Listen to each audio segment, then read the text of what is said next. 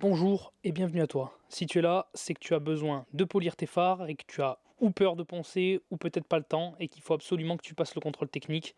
Donc, je vais te montrer ça de suite. Alors, comme équipement, il te faudra en premier lieu de la microfibre.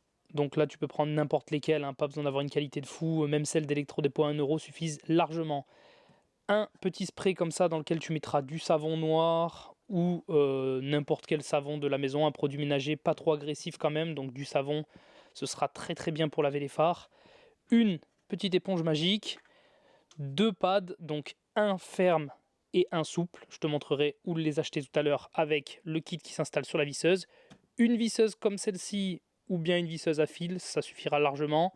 Et ensuite ces deux produits qui feront tout le travail, le Heavy Cut de chez Kochemi et bien entendu son petit frère le Micro Cut.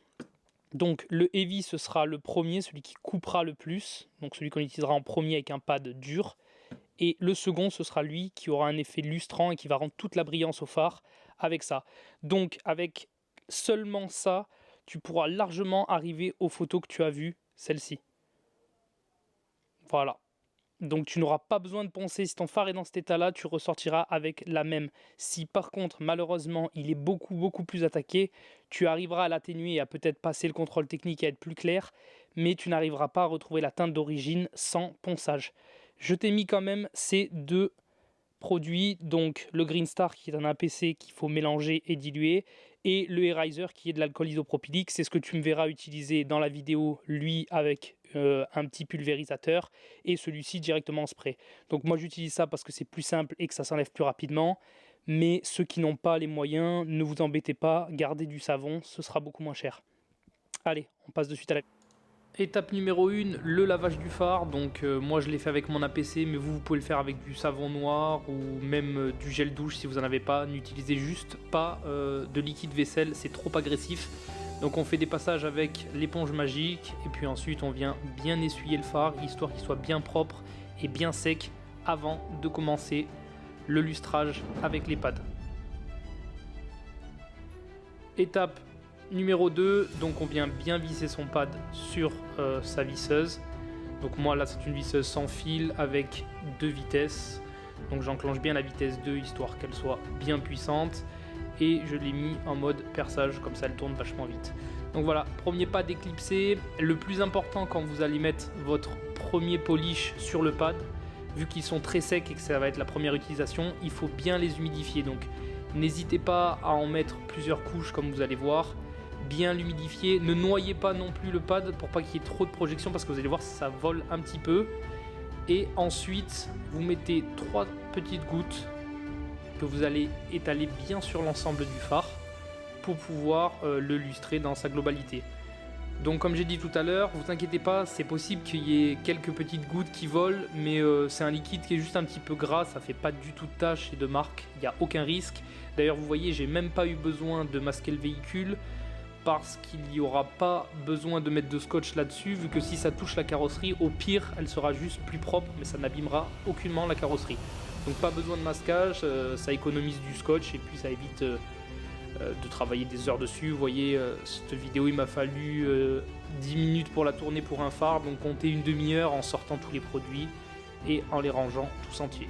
Donc voilà, là on va faire des passes, on va essayer de faire le plus de lignes droites possible, donc de droite à gauche puis de haut en bas sur la globalité du phare. Donc voilà, vous pouvez faire une ou deux passes si nécessaire. Moi j'ai fait qu'une passe parce que je fais mes phares tous les ans et donc il n'est pas nécessaire de forcer plus dans ce cas là. Ensuite j'utilise donc l'alcool isopropylique, je mets un coup de propre, ça c'est très important à nettoyer, donc vous le ferez au savon si vous n'avez pas d'alcool. Un petit coup de savon, on nettoie bien histoire d'enlever l'ancien polish parce que du coup les polish ne sont pas les mêmes. Et là on attaque directement avec le polish numéro 2, donc le Heavy Cut, le plus souple des deux. Et c'est donc un polish de finition. Là vous voyez pareil, hein, le pad est tout neuf, donc on vient bien l'humidifier. Et à la fin on met 3 noisettes. Voilà, là une autre technique, si vous l'étalez plus simplement, c'est vrai que c'est plus simple de d'abord étaler sur le phare et ensuite de le clipser sur la perceuse. Voilà, c'est une autre solution aussi et ça évite qu'il y ait trop de dépôts à des endroits et en fait quand elle rentre en rotation, elle fait tout gicler sur le véhicule. Voilà, là on attaque donc la dernière phase, la deuxième, donc la phase finale de cette étape. Donc là, voilà, on vient bien faire des passes pareilles, de haut en bas et de droite à gauche.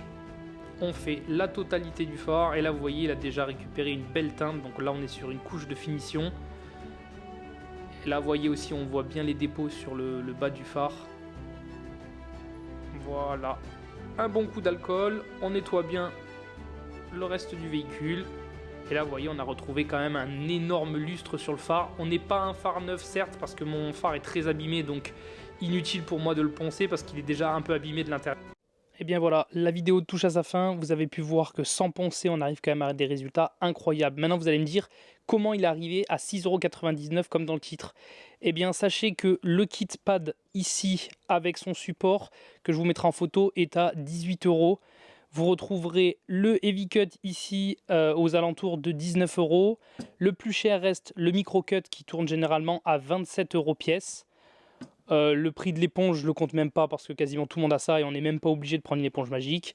Cela, j'ai rajouté 1 € parce que à Electrodépôt, vous les trouvez à 1 € les 10 et ça suffit largement. Et le savon, je le compte pas parce que vous pouvez même prendre du savon de la salle de bain, ça fera largement l'affaire. Et ça, c'est pour 10 utilisations. Donc vous vous retrouvez avec moins de 70 € pour 10 utilisations. Vous pouvez l'acheter à plusieurs ou encore même faire les phares de vos collègues pour une vingtaine d'euros. Et au final, vous allez voir que sur 10 utilisations et même plus, parce que vous pouvez aller encore plus loin, parce que les pads, il y en a beaucoup plus que ça. Vous pourrez peut-être même l'utiliser 12, 13, 14 fois le kit et pour seulement 60 €. Donc au final, vous êtes largement en dessous de ce qui est annoncé. Allez, à plus!